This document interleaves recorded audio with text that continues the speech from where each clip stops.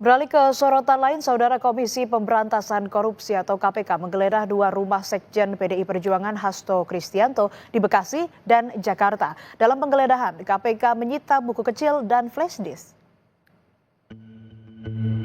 Satu flash disk sampai satu buku kecil tulisannya dari Mas Kusnadi, itu aja.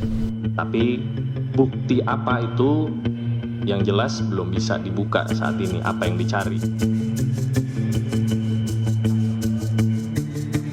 2 rumah sekjen PD Perjuangan Hasto Kristianto di Bekasi dan Jakarta digeledah KPK.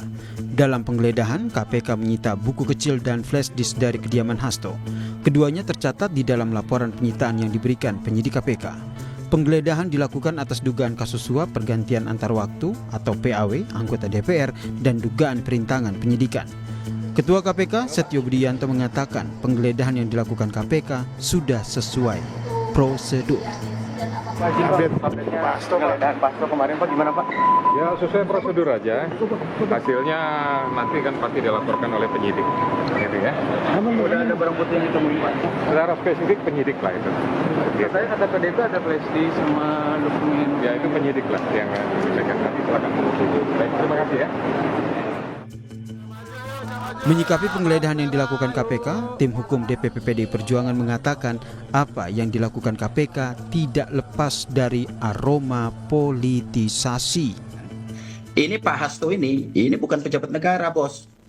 Bukan bupati, bukan gubernur, bukan menteri.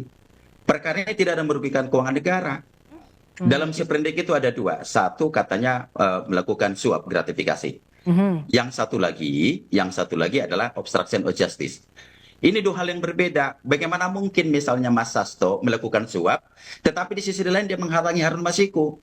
Ini nggak benar ini sprindiknya. Ini kan 2. Harus ada dong badan yang satu lagi. Ada Pak Hasto yang satu lagi.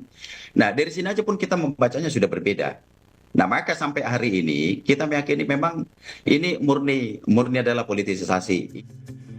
Peneliti Pukat UGM Zainur Rohman menyebut kasus suap dan perintangan penyidikan tetap harus diproses hukum dan hal tersebut berlaku pada siapapun meski yang bersangkutan bukan seorang penyelenggara negara.